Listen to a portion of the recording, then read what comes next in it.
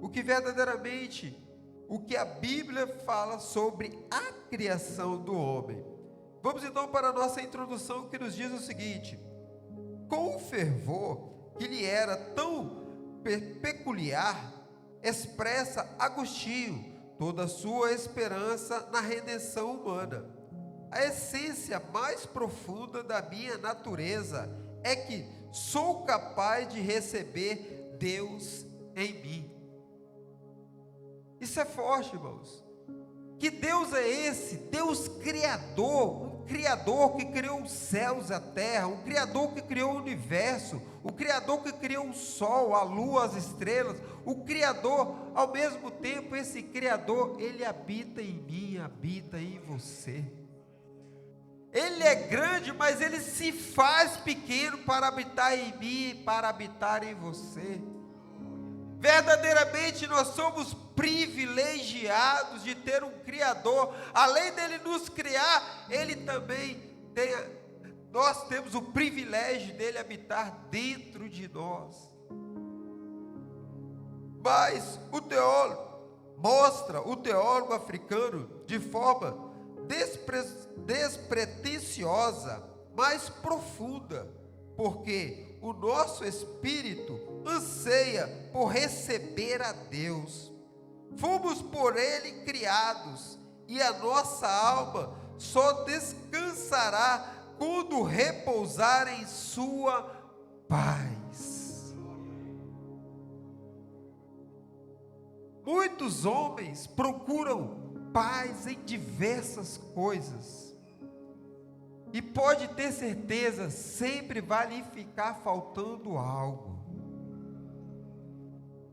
Principalmente quando este homem, essa criatura, não conhece a Deus. As pessoas procuram paz em prazeres da carne, achando que essa paz momentaneamente vai lhe trazer uma tranquilidade, mas afinal isso vai lhe fazer com que ela fique entediada, fica cheia de tédio, porque é uma paz passageira, é uma paz que não traz paz. A verdadeira paz está em Cristo Jesus. Ele é a paz do mundo, Ele nos deu a paz do mundo, essa verdadeira paz que habita dentro de nós. Então nós, nessa lição, faremos uma abordagem do que a Bíblia ensina a respeito do homem, sua criação, queda, redenção e glorificação. E assim, haveremos de constatar o ser humano não em produto de um processo evolucionário, ou resultado de um ato criativo do Todo-Poderoso. Eis porque somos considerados a coroa da sua criação. Verdadeiramente, nós, seres humanos, somos uma coroa. O que é coroa? No rei, apesar das suas vestes, mas o que mais se destaca no rei é a coroa. Já reparou? O que mais chama a atenção de um rei, se você for fixar a imagem de um rei na sua mente, o que faz a diferença do rei de outras pessoas, além das suas vestiduras, além das suas vestes, é a coroa.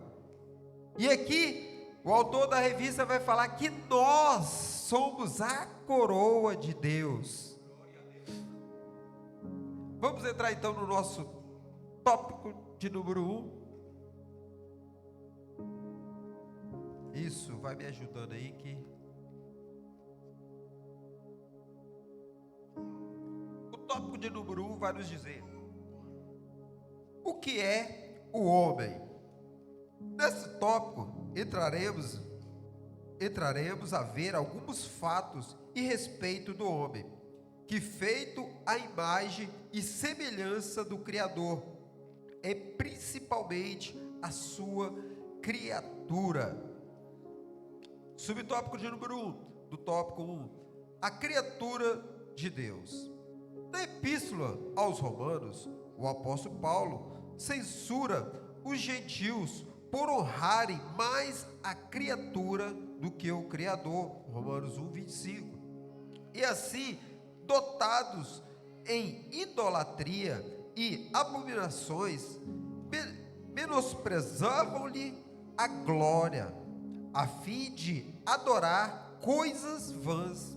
O que é isso? Senão apequenar-lhe o senhorio, como feituras de Deus. Temos por obrigação honrá-lo, porque ele nos fez e dele somos. Nós vemos aqui que o apóstolo Paulo, ele vai falar que não é diferente, trazendo para os nossos dias atuais, criatura honrando e adorando criatura. Ao invés da criatura honrar e adorar o Criador, está invertendo os papéis. Quando o apóstolo Paulo vai falar aos romanos, isso aí há quase 2.000 anos atrás, e hoje, quase 2.000 anos à frente, continua a mesma coisa. Quantos que nós vemos pessoas fazendo adoração a homem, fazendo adoração a coisas vãs, como cita aqui o autor da revista? Como nós podemos ver pessoas adorando objetos, depositando a sua fé, a sua esperança em algo feito pelo próprio ser humano? Mas é consagrado. Isso é algo, mas foi consagrado, foi separado, por isso devemos adorar. Um dos maiores males do ser humano, sabe qual é? É procurar depositar a sua fé e esperança em algo que ele consegue ver. Muitas pessoas, e nós vemos isso nos dias atuais, depositando a sua fé e esperança em algo que está conseguindo ver. Infelizmente, na nação portuguesa, nós vemos claramente isso. Quantas e quantas são pessoas, milhares de pessoas nós vemos nessa nacional, andando, fazendo peregrinação de tolo, para adorar uma imagem, uma escultura feita por mãos humanas. Não é imagem qualquer, ela foi separada, ela foi consagrada. Nós estamos falando de um povo idólatra. Vamos para falar um povo que se diz que prega a palavra. Quantas e quantas são as pessoas depositando a esperança no lenço ungido, numa água ungida? Irmãos, vemos isso acontecer nos dias atuais. Vemos pessoas que leram a Bíblia, mas não entendem nem compreendem a Bíblia. A Bíblia é muito clara quando nos diz que o único que nós devemos adorar é somente a Ele. A honra e a glória é somente a Deus.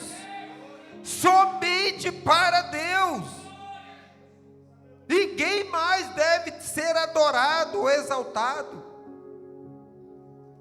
Então quer dizer que nós não podemos honrar pessoas? Sim, podemos, mas não temos que ter a consciência que é a verdadeira honra, honrar ao ponto da pessoa, você honrar, reconhecer aquilo que a pessoa faz, mas a verdadeira adoração e a verdadeira honra é para Ele. Porque é Ele, para Ele, com Ele são todas as coisas. Então verdadeiramente nós vemos isso acontecendo nos dias atuais. O que o apóstolo Paulo falou, o que acontecia ali diante dos gentios na época em Roma. Pessoas adorando imagem, ao invés de adorar o verdadeiro Deus, o verdadeiro Criador. Vamos para agora para o nosso segundo subtópico do tópico 1, a imagem, semelhança de Deus. O homem foi criado à imagem e semelhança de Deus. Gênesis 1:26. Devemos, por conseguinte, agir como Deus age. Efésios 5:1. Exorta-nos o Mestre. Assim resplandece a vossa luz diante dos homens, para que vejam as vossas boas obras e glorifiquem a vosso Pai que estás nos céus. Através das nossas obras, quem deve ser glorificado é o nosso Deus. Através daquilo que nós fazemos, quem deve ser exaltado é o nosso Deus, porque para Ele seja toda a honra e toda a glória. Então o homem foi o quê? Ele foi criado, nós seres humanos somos tão privilegiados que nós fomos criados à imagem e semelhança do Criador. Você imaginou? Você já parou para imaginar uma coisa dessa? O Criador, aquele que criou o universo, criou tudo que já existiu, que existe, que já existiu e ainda que vai existir ainda aos nossos olhos carnais. Tudo, sem imaginar, Ele criou. Aí quando chega no ser humano, Ele vai falar assim: vamos criar o homem à nossa imagem e semelhança. Nos honrou mais do que os anjos que vivem com Ele 24 horas. Santo, santo, santo é o Senhor dos exércitos. Nós aprendemos na última aula, os anjos eles ficam adorando Deus 24 horas. Mas a honra que Deus deu foi para mim, foi para você, foi para nós. A imagem e semelhança não são os anjos que são imagem e semelhança de Deus. A Bíblia nos afirma que a imagem e semelhança de Deus é eu e é você, somos nós. A imagem e semelhança de Deus. Nós verdadeiramente, o que isso quer dizer? Que verdadeiramente nós somos privilegiados. Nós somos privilegiados de ser criado à imagem e semelhança do Criador. Não é apenas nós tão parecemos com meu irmão, com a minha irmã, não. Nós parecemos com o Criador, com aquele que criou tudo e todas as coisas. Vamos adiantar? Vamos agora entrar no nosso subtópico 3, o tópico 1. A coroa da criação divina. Criado por Deus, destaca-se o homem como a coroa da criação. 1 Coríntios 11:7. Pois tem como missão governar tudo quanto o Senhor fizera. Gênesis 1:28. Mas, devido à sua queda deliberada no Éden, transgredindo a vontade divina, a criação ficou submissa à vaidade. Quando Deus cria a criação do homem, quando Deus nos cria, Deus cria com um propósito. Isso quer dizer o quê? Que eu e você, nós temos um propósito. O nosso maior propósito nessa terra é adorá-lo, exaltá-lo, glorificá-lo. Mas Deus tinha um propósito na criação do homem. Mas também Deus sabia que o homem ia falhar. A prova diz que Deus já tinha um plano para essa queda. E vemos no Éden, e quando Deus cria, como aqui vai falar, quando Deus cria, lá em Gênesis 1:28, Ele dá uma ordem, agora que o homem tomasse conta. E o que eu acho mais admirável é assim, porque Deus poderia criar o homem no terceiro, no quarto dia, mas não. O que Deus fez? Deus criou justamente no sexto dia, depois de tudo estar pronto, tudo estivesse criado, os céus, a terra, tivesse criado os animais, tivesse criado as árvores frutíferas, aí sim Deus criou os homens e deu de bandeja: agora vai, toma conta de tudo, tudo que está na terra está debaixo das suas ordens. Só que Deus tinha um propósito nisso tudo, para que o homem verdadeiramente obedecesse a Deus, para que verdadeiramente se cumprisse o propósito de Deus. Ali no Éden havia uma ordenança. E qual era essa ordenança? Obediência. E por que chama? Aqui eu quero parar um parênteses. Você já reparou uma coisa? Porque chama muita atenção aquilo que é pecado, ou aquilo que é desobediência para Deus? Por que chama tanta atenção para o ser humano? Vocês já pararam para pensar nisso? Se você está vendo uma coisa de qualquer lugar, vou lá de fora da igreja, está escrito assim: proibido entrar. Todo mundo tem a curiosidade de saber o que tem lá dentro. É ou não é? Talvez não tenha nada de especial, mas só de colocar proibido entrar, eu acredito que todo mundo vai aquele consciente assim: será o que tem lá dentro? Por quê? Porque o proibido atrai o ser humano. Infelizmente é verdade. Tudo que é proibido chama a atenção do ser humano. Se Deus falasse: está aqui o jardim do Éden, todas as árvores que aqui tem, vocês podem se alimentar. Você acha que os homens iam olhar para a árvore proibida? Sim ou não?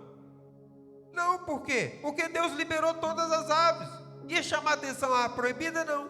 A partir do momento que Deus proibiu, colocou o selo, nós diríamos, trazer para as nossas vistas atuais: proibido mexer na árvore, tocar no fruto proibido.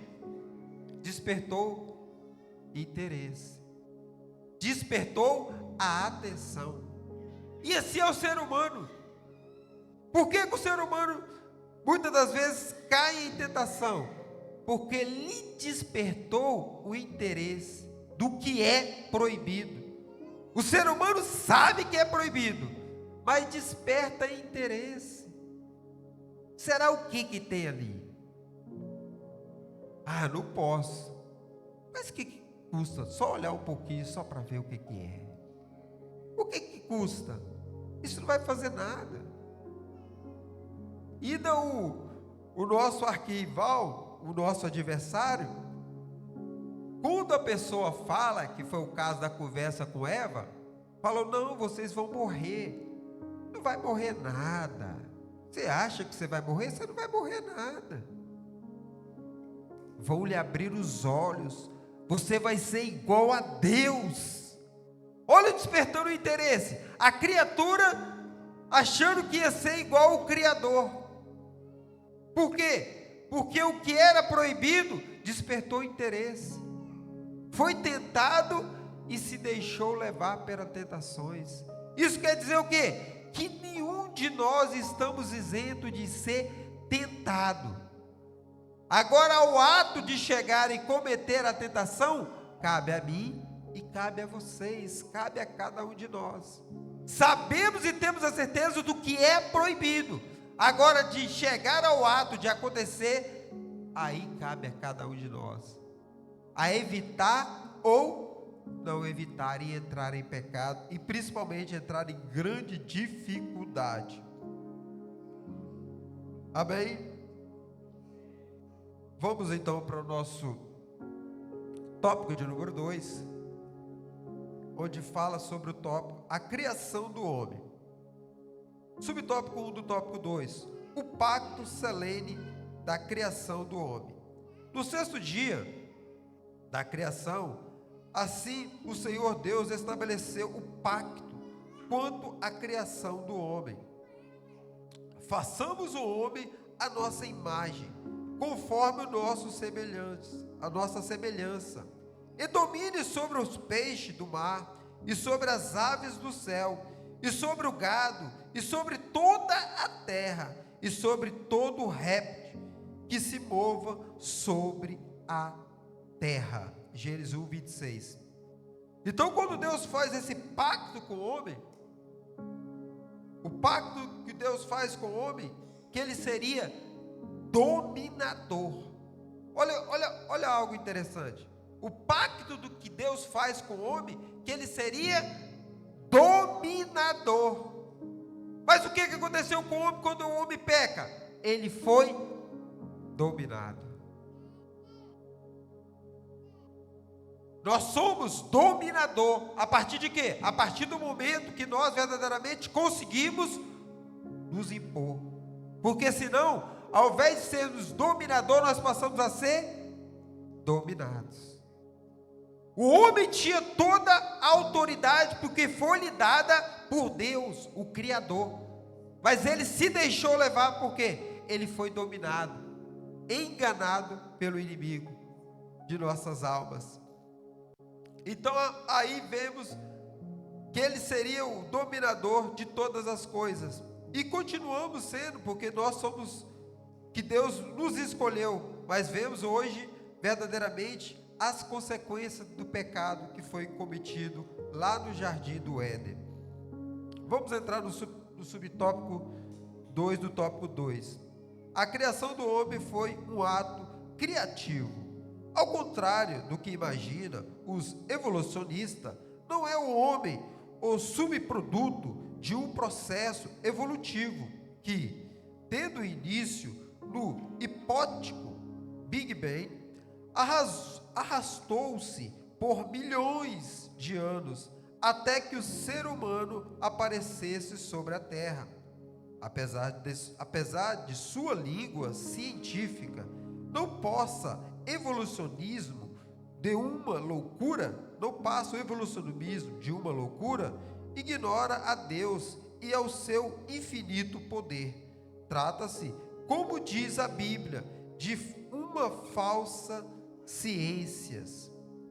Então nós vemos aqui, como eu havia falado lá no início, sobre os evolucionistas, os criadores, ou acredita na teoria do Big Bang, na destruição, ou na grande explosão que houve, a formação da raça humana, ou da criação de tudo, não somente do mundo, mas do universo.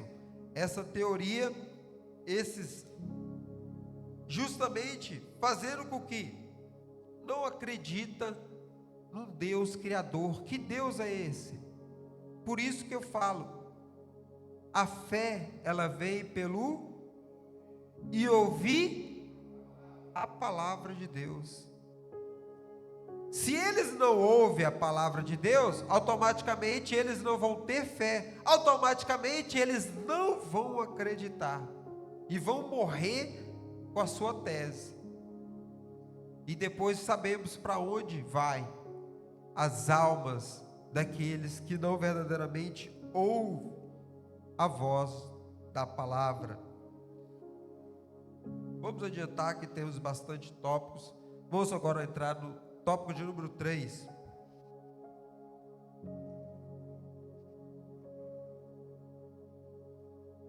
Objetivos da criação do homem.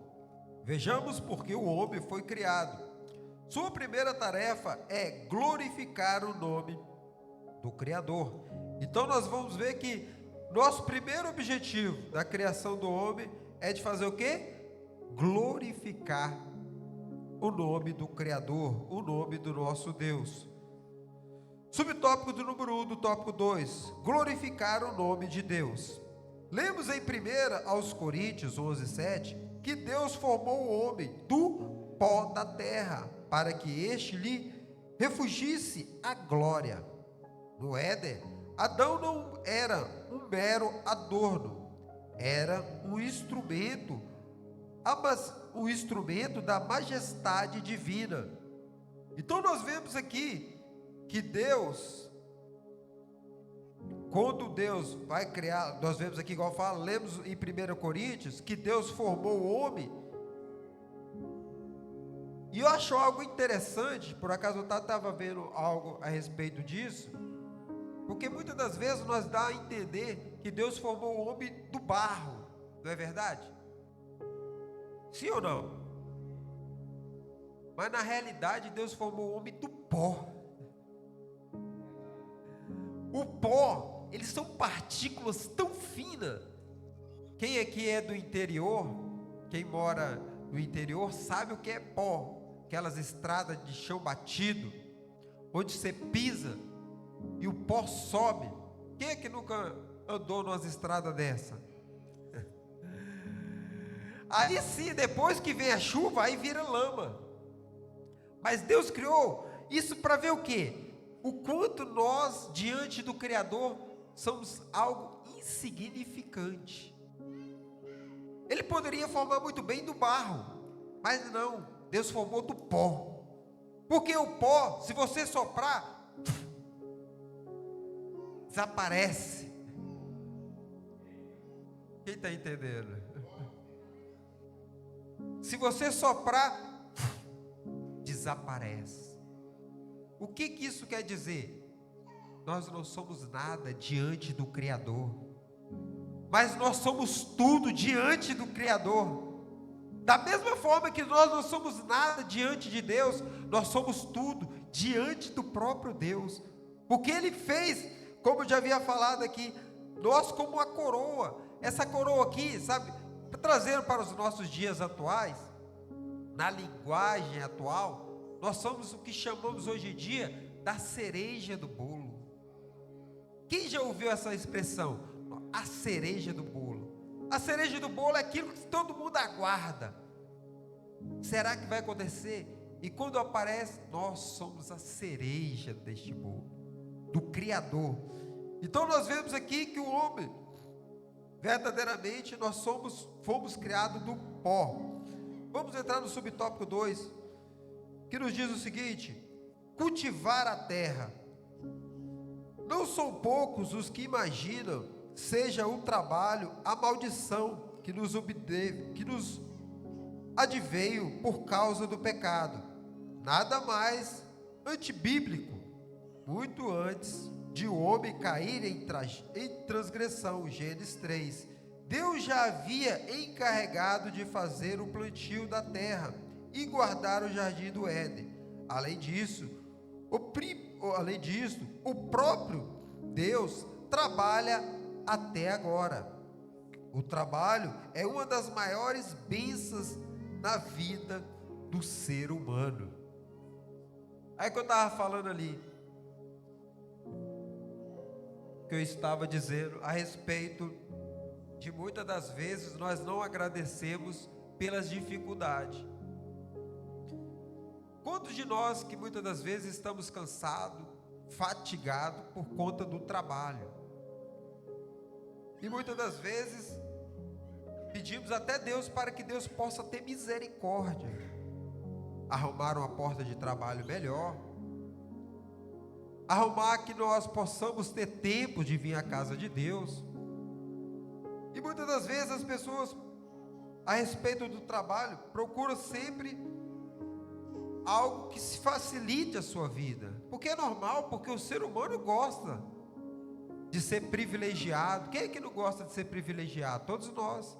Mas há necessidade do trabalho, do cultivo. E quando o homem peca, ali Deus dá uma ordem, principalmente para os homens. Amém, homens? Do suor do seu trabalho comerás da terra. É do sustento do nosso trabalho que nós comeremos da terra. Mas Deus já deu a provisão para nós. A terra produz. Pior são aqueles que a terra não dá o seu fruto. Você imaginou se a terra não desse o fruto? Como já vemos na Bíblia diversas vezes, que a terra não dava o seu fruto, a escassez. Vemos lá no Egito, quando José vai para o Egito, 7 anos de escassez por causa da chuva, e a terra não dava o seu fruto. Diversas outras passagens nós vemos na Bíblia, como Elias, quando profetizou que não haveria nem água e nem orvalho do céu cairia, a escassez, 3 anos em seca. Então nós temos que ser privilegiados, por mais que aí onde é que eu queria entrar, por mais que seja às vezes dificuldade de um trabalho, dificuldade disso ou daquilo, devemos agradecer. Devemos sempre ser gratos por tudo aquilo que Deus faz, por tudo aquilo que Deus está fazendo em nossas vidas. Porque muitas das vezes as dificuldades que aparentemente são colocadas em nossas vidas é porque Deus tem coisas grandes lá na frente. Deus não nos vai dar coisas difíceis, ou melhor, coisas fáceis, se Ele tem coisas grandes para nos oferecer na frente. Porque, sabe, se nós dermos para nossas mãos coisas fáceis, na frente nós não estamos preparados para receber as coisas difíceis. E assim, verdadeiramente, temos que ter essa consciência, que principalmente o trabalho, temos que agradecer, por mais que às vezes nós não gostamos, mas agradeça por tudo que Deus tem feito. Vamos para o subtópico 3. Reina em nós, reina em nome de Deus sobre a criação. Deus criou Adão para que reinasse sobre toda a terra, Gênesis 1:28. Ele, no entanto, perdeu tal domínio ao ser fazer servo do pecado. Nós já detemos aqui, então nós vemos que foi dado para Adão, foi dado para o homem a soberania de reinar sobre toda a terra. Mas devido ao pecado, a dificuldade veio sobre a vida do homem. E eu acho que a maior dificuldade que Adão passou, eu acho que foi quando ele perdeu o seu filho. Imagine o primeiro pai relatado na Bíblia que perde o seu filho. Quem é pai aqui sabe. Eu acho que deve ser uma das dores mais terríveis que o ser humano possa suportar, é a perca dos seus filhos. E nós vemos que eu acho que hoje foi um castigo, eu acho que um dos castigos pior que Deus poderia dar sobre Adão, ou caiu sobre Adão. Ainda mais que o autor do homicídio foi o teu próprio filho. Já pararam para pensar a dor que deve ser do pai perder o seu próprio filho morto pelo seu próprio irmão? E com certeza esse foi o maior castigo, na minha visão, que Deus fez Adão sofrer juntamente com Eva. Vamos entrar agora no nosso tópico de número 4, que tem como título a unidade racial do homem.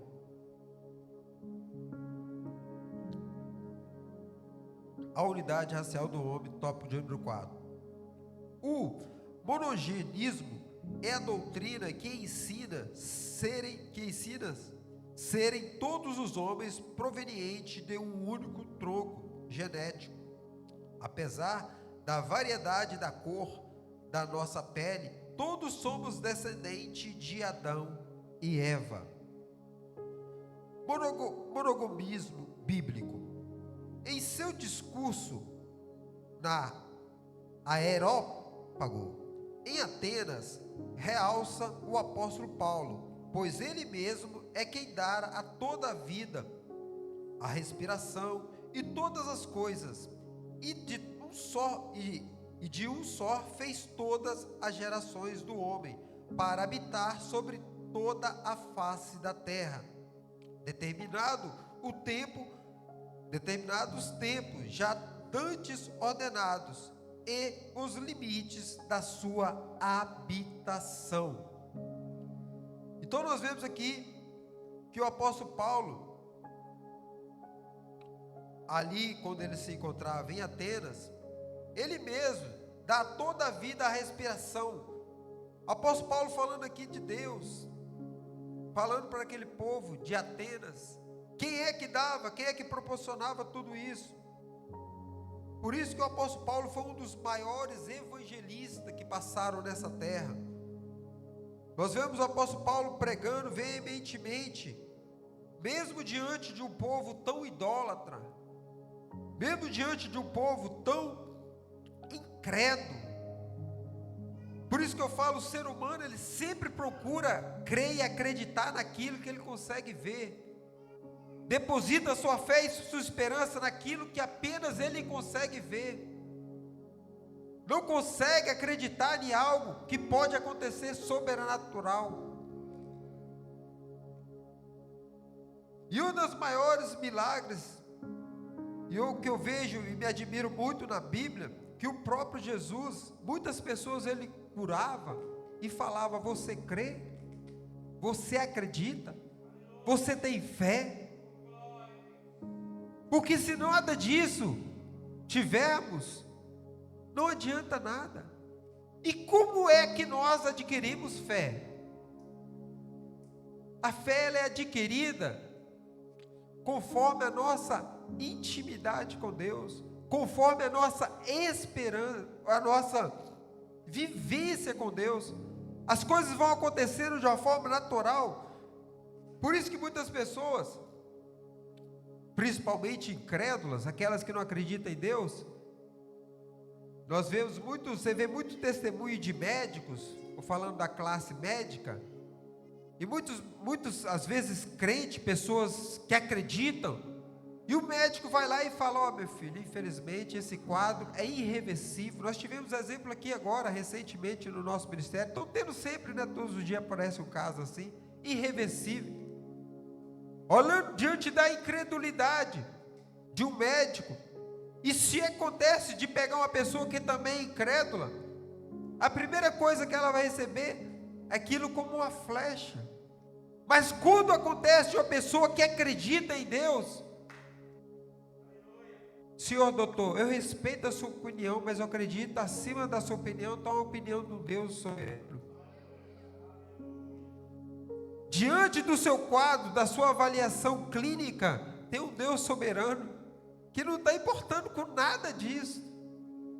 Esse quadro aí, para o Senhor que estudou, e eu respeito o quanto o Senhor estudou, mas isso diante de Deus, isso não é nada.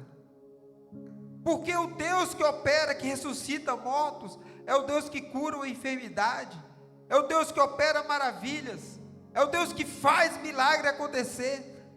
E a fé muitas das vezes acontece assim, experiência com Deus.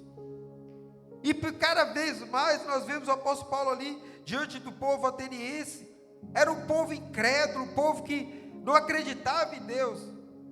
E verdadeiramente vemos ali o apóstolo Paulo, mesmo assim, mesmo diante de um povo incrédulo, não deixou de pregar, não deixou de falar. Que verdadeiramente nós também viemos ter a mesma atitude, mesmo diante de um povo tão incrédulo, ou mesmo diante de um povo tão idólatra, principalmente aqui na nação portuguesa. Mas temos que mostrar para ele o Deus vivo, o Deus verdadeiro, que não há necessidade de você ver, mas de você acreditar. Tem muita diferença em ver e acreditar, porque como diz lá em Romanos 1, verso 11 e 1, a fé é o firme fundamento das coisas que se espera. Você está esperando, mas você não está vendo. Você está acreditando, mas você não está vendo. É aí que acontece. Vamos então agora entrar no nosso subtópico 2. A variedade de língua revela unidade. De todos proviviemos de uma mesma tronco genético, porque falamos tantas línguas diferentes.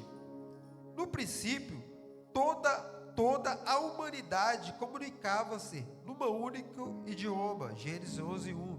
Todavia, por haver-se concentrado num só lugar para formar um super império em rebelião contra Deus, resolveu o Senhor confundir ali, ensinar a língua de nossos ancestrais. Não abasta,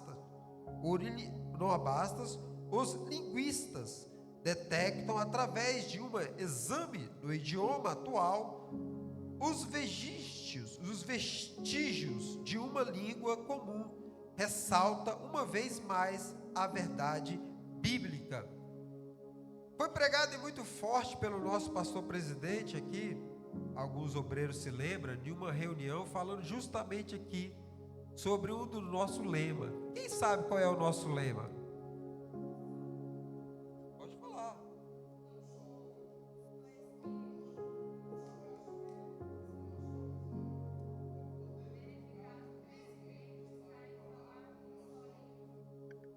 Este é o poder eficaz do crescimento.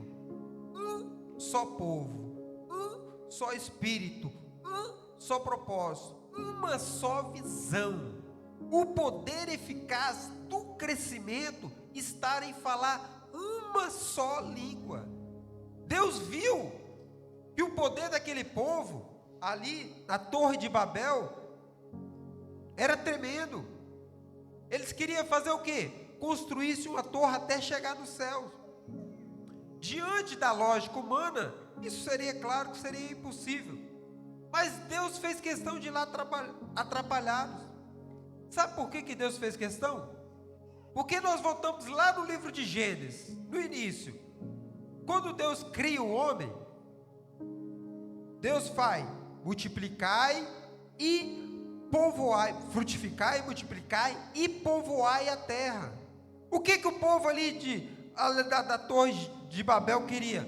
Queria se unificar e crescer para cima. Queria ser um povo só, falando a mesma língua, tendo a mesma visão, tendo o mesmo espírito. E Deus, espera aí,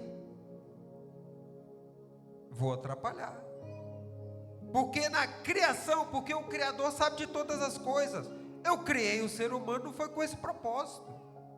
Eu criei o ser humano, não foi com esse intuito. Talvez Deus nem tinha. Deus sabe de todas as coisas, soberano. Mas pela lógica humana, nós olharmos assim e falarmos, talvez a intenção, talvez era de falarmos a mesma língua. Mas o povo, por ser muito egoísta, porque o povo da Torre de Babel, eles não queriam mais ser destruídos por novo naufrágio, por um novo dilúvio. Então eles queriam se unificar, ficar ali junto, mas Deus falou: não, isso está errado. Eu não criei o ser humano com este propósito. Eu não criei. E trazendo até para os nossos dias, principalmente para o nosso ministério, quem não conhece aqui, o nosso pastor presidente, ele tinha essa visão. Nossos pastores aqui da frente sabem muito bem. Qual era o objetivo do nosso pastor presidente? Nós temos aqui, são 4 anexos, no caso contando com esse aqui, mais 3 para cima. E o objetivo do nosso pastor presidente, quando nós viemos para aqui, que nós enchêssemos esses 4 anexos. E fora os ali, né, nós temos mais 4 aqui, temos 8 ali. Queria que enchêssemos aqui, aí depois nós saímos. Mas Deus mudou o plano do nosso pastor presidente. Vocês estão entendendo? O ministério deve estar se expandindo, porque a intenção não é crescer para cima, a intenção é crescer para os lados. O propósito de Deus é que nós não crescemos, crescer para cima. A intenção é abranger aos lados. Fez por isso que a expansão hoje do ministério está chegando onde está chegando. Porque com certeza, se nós estivéssemos apenas aqui, poderia já talvez encher esses 4. Mas não era o propósito de Deus. E muitas das vezes, por isso que o nosso lema é muito forte, porque nós temos que estar na mesma visão, nós temos que estar no mesmo propósito, nós temos que falar a mesma língua. Porque se não falarmos, não adianta nada. Isso é a mesma coisa de um casal, de uma família. Se um puxa para um lado, outro puxa para o outro, esse casal vai chegar aonde? Essa família vai parar aonde? Em lugar nenhum. O propósito é o quê? Todos na mesma visão, todos no mesmo alvo. E nós, como servos de Deus, todos olhando para Cristo. Todos nós olhamos para Cristo, que é o nosso alvo. Por que muitas pessoas se frustram dentro das igrejas? Porque olha para a criatura, ao invés de olhar para o Criador.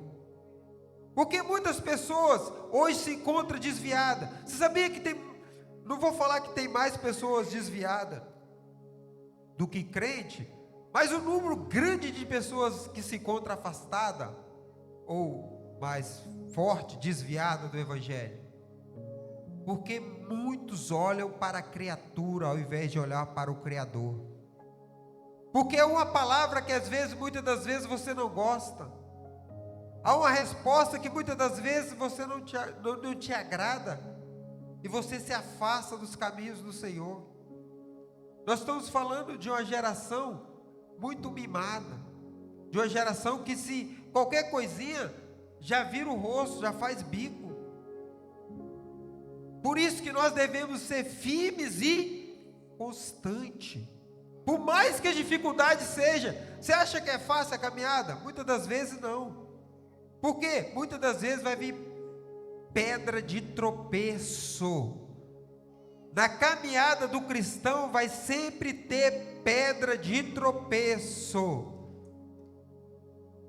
Ou você parte ela, ou você salta por cima dela. O que você não pode é parar diante da pedra de tropeço. Amém? Vamos falar a mesma língua. Vamos para o nosso tópico de número 5. Nosso tópico de número 5.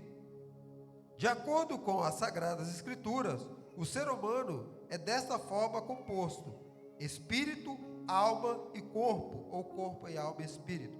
1 Tessalonicenses 5:23.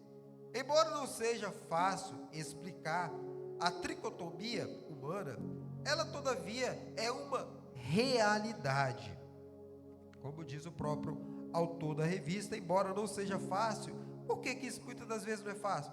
Porque você falar de algo não visível, algo invisível, se torna muito difícil.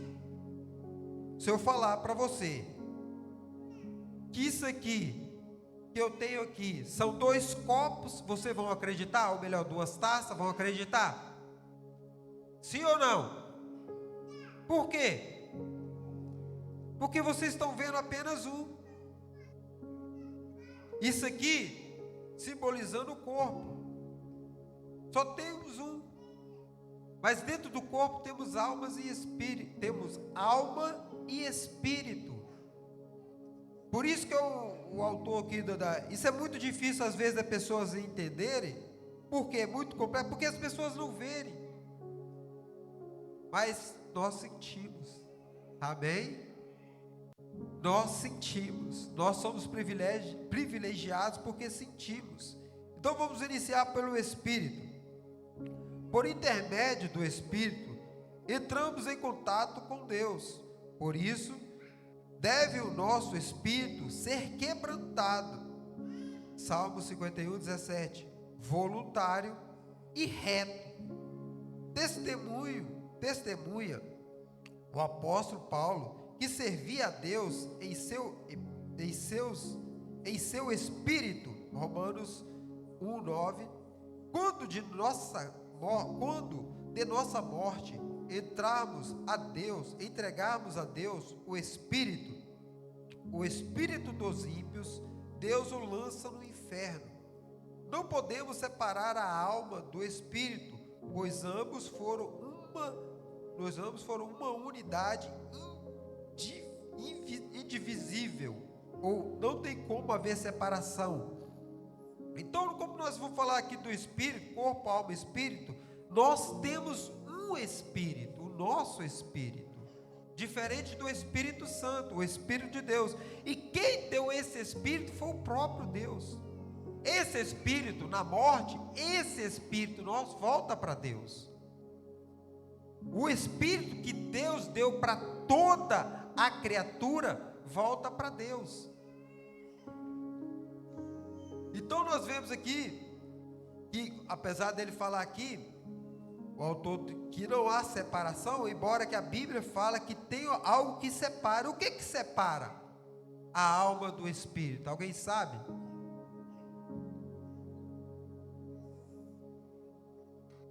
Ninguém sabe não o que separa a alma do espírito?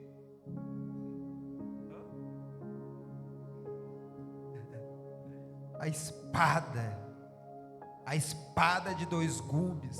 Essa. E o que é espada de 2 gumes? Alguém sabe agora? A palavra de Deus. Essa separa. A alma é o divisor entre a alma e o espírito. A palavra de Deus. Agora vamos entrar aqui na alma. Através da alma é-nos possível utilizar-nos de nosso sentido, entrar em contato com o mundo exterior. Não podemos esquecer-nos de que a Bíblia, a palavra, alma, aparece como sinônimo de também espírito. Nós vemos lá em Gênesis 2:19 e Salmos 42:2. Então nós vemos que a alma, essa sim, essa cada qual vai ter. O espírito volta para Deus, que foi Deus que deu. A alma não, a alma ela pode ser levada aos céus, como ela pode ser lançada no fogo de enxofre. Amém?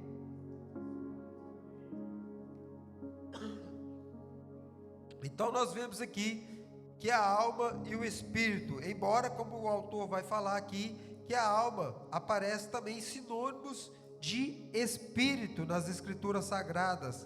Mas então nós somos um tricotomia, corpo, alma e espírito. Vamos entrar agora no corpo. O nosso corpo não é realidade final de nosso ser. O seu movimento é proveniente do sopro que o Criador recebemos. Através dele, cabe-nos glorificar a Deus, pois não é instrumento de imundície, mas de santificação. Então o corpo, por isso que nós temos corpo, alma e espírito. Por quê?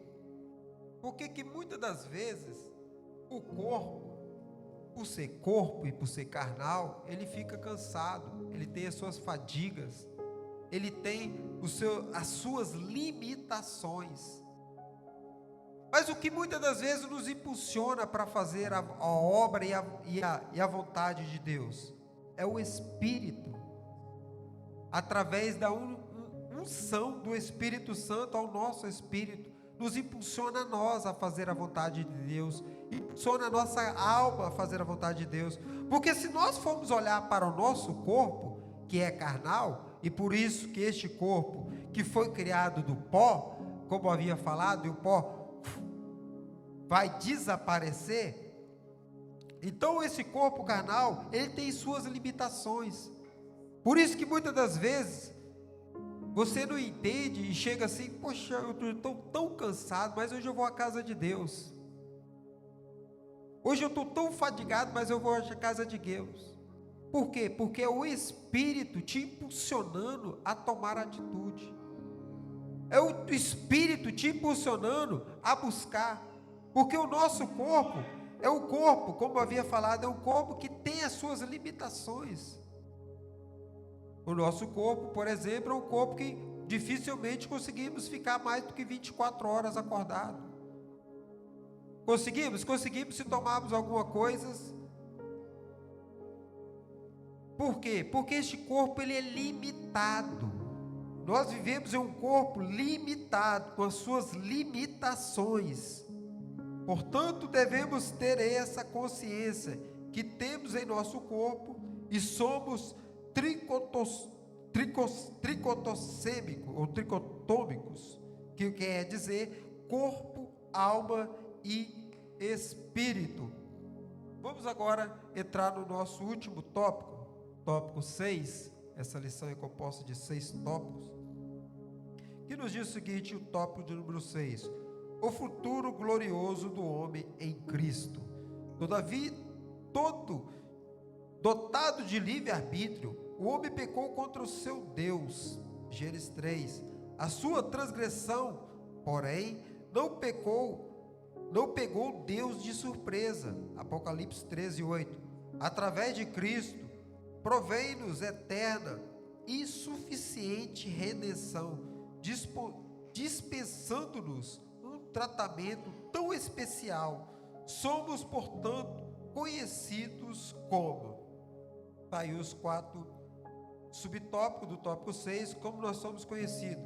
Por isso eu falei, não pegou Deus de surpresa quando o homem pecou lá no jardim do Éden. Deus já sabia, mas para a glória de Deus, Deus já tinha um propósito em tudo. Vamos então para o nosso subtópico do tópico 6. O Filho de Deus. Aceitando a Cristo, o homem não é apenas criatura de Deus, mas filho de Deus.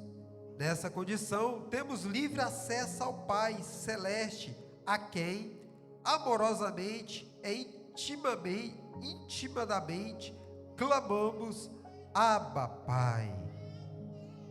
Então nós vemos aqui que nós, criatura, temos um Criador.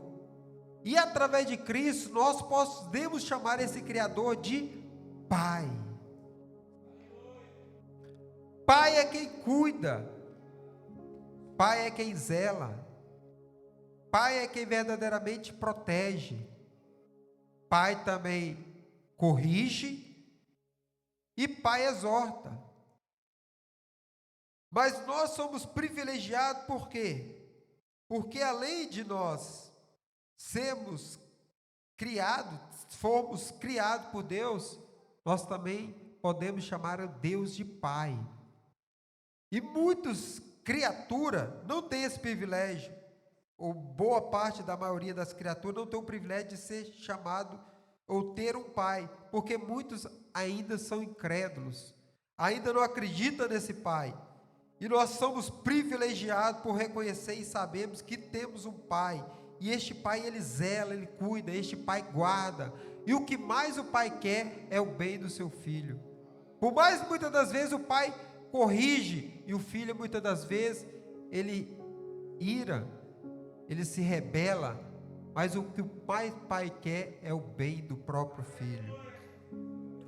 Vamos para o segundo subtópico, co-herdeiro de Cristo.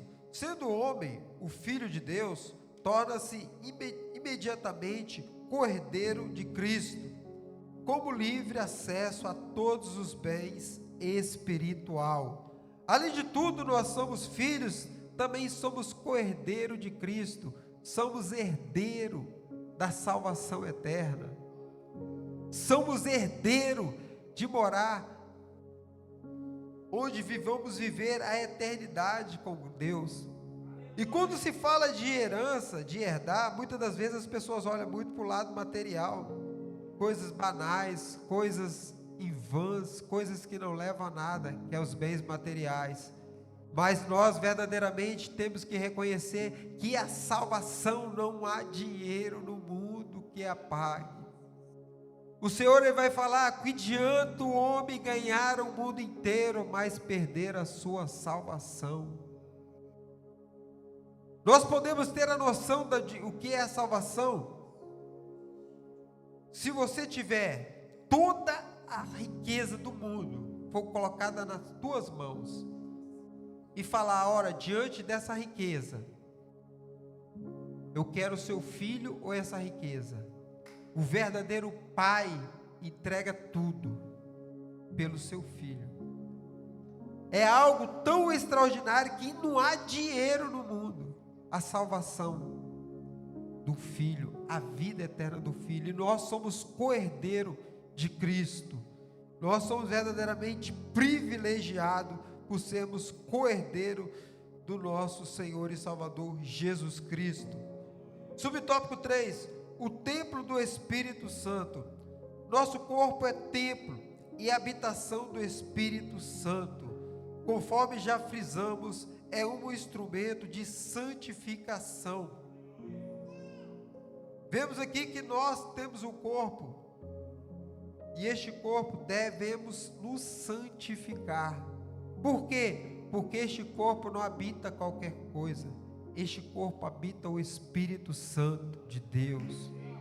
Nós habitamos o Espírito Santo de Deus em nós. E o Espírito não habita em qualquer lugar.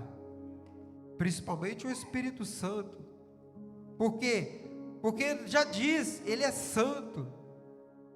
E o Espírito em nós, por zelarmos, temos que valorizarmos o nosso corpo.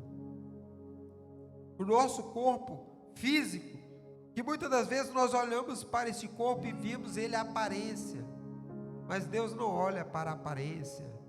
Muitas das vezes nós desejamos o corpo esbelto, o corpo bonito. Todos os seres humanos gostam de coisas. Por quê? Porque isso cativa o ego, isso cativa a visão carnal.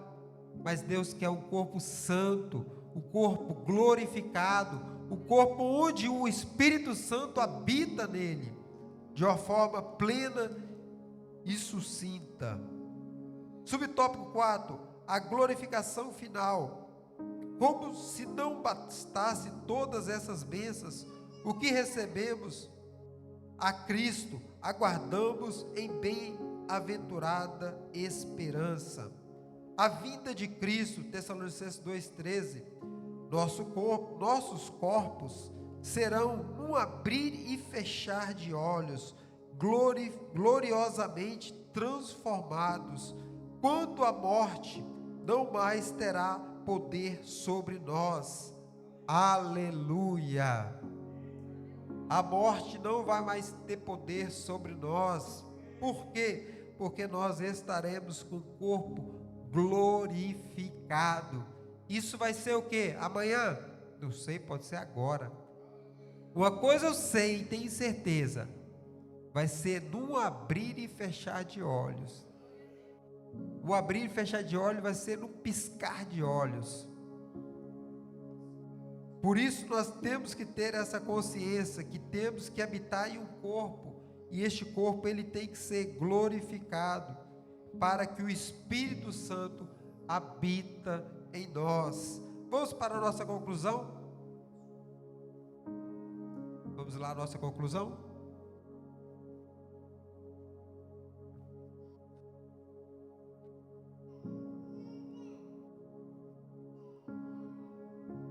Boa conclusão. Peço que todos leiam. Dá para ler aí? Está legível? Vamos lá, no 3, para ficar bonito. 1, 2, 3.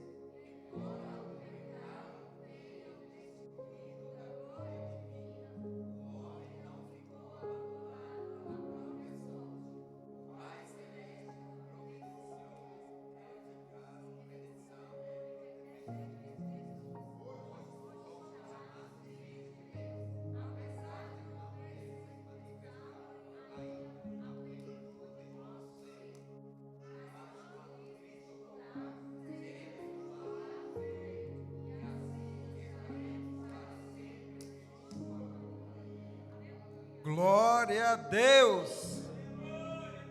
Quem tem glória, dá glória. Só vou ler a parte final ali. Mas quando Cristo voltar, seremos tomados por Ele, e assim estaremos para sempre em sua companhia. Não vai ser um dia, não vai ser 2 dias, não vai ser um mês, vai ser para sempre. Amém? Assim encerra essa participação. Que Deus possa abençoar poderosamente a vida dos nossos irmãos. Que Deus fortaleça cada um em Cristo Jesus. Que nos impulsione a fazer a vontade dEle.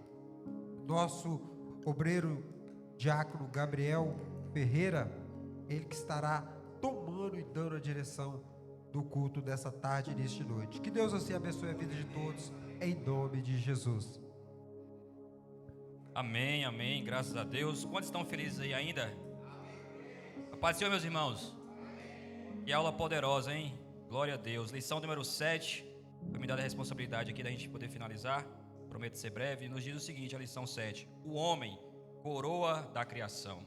Olha para o irmão que está do seu lado aí, vê se ele tem cara aí, que tem um criador. Olha a beleza dele, que ele é feito à imagem e semelhança de nada mais, nada menos do que do nosso Deus, Criador dos céus e da terra.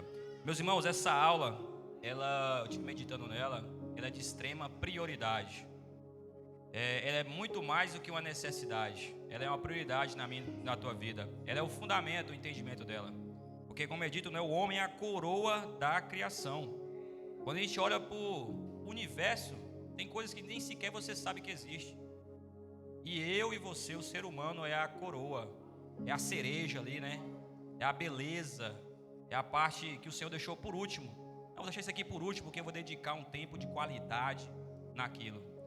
Então, assim, é algo de muita prioridade. Por quê? Porque nós estamos em uma era onde as pessoas estão cheias de dúvidas. Muitas pessoas não sabem quem elas são. Elas não sabem a quem elas pertencem. Elas não sabem de onde elas vieram. E se não sabem de onde veio, elas não sabem nem sequer para onde vai. O mundo está perdido. Mas hoje aqui tivemos uma lição poderosa, nos falando que nós somos a coroa da criação. Esse título resume tudo. Aquele identifica quem você é. Aquele identifica de onde você veio, para onde você vai e a quem você pertence. A nossa lição, ela fala dos objetivos, né? E para poder resumir, ela fala 3 objetivos. Após esta aula, e eu acredito que você está apto, porque foi dito, foi mencionado aqui, o primeiro fala o seguinte: após esta aula, o aluno deverá estar apto a descrever os objetivos da criação do homem. E o objetivo foi bem dito aqui, tanto pelo nosso diácono Samuel, também pelo nosso pastor, o objetivo principal é glorificar a Deus. Você não foi criado à toa só para ficar roubando oxigênio aí no mundo, não. Você tem um objetivo aqui na terra, e é glorificar a Deus. Como? Foi mencionado. É desde quando você acorda até você ir deitar, você tem que glorificar a Deus. E aí, seja no seu trabalho, seja na faculdade, seja no supermercado, seja aqui na igreja, seja onde for, o seu objetivo principal é glorificar o Criador dos céus e da terra. A segunda é explicar a tricotomia. Repita comigo: tricotomia. Assim como a anatomia, né, que é o estudo acerca do corpo humano, a tricotomia é esse resumo dessas 3 partes que pertencem ao corpo. E como foi mencionado aqui, que é sobre o corpo, a alma e o espírito. O corpo, e foi mencionado na lição, né, que esse tema ele é um pouco minucioso e um pouco difícil de se explicar, né, porque ele é profundo, ele é denso. Então, é tanto que eu convido vocês a estar estudando isso de forma enfática em casa, porque verdadeiramente o pouco tempo que a gente tem aqui, infelizmente, não é suficiente para algo tão profundo, tão relevante como é acerca da tricotomia. Mas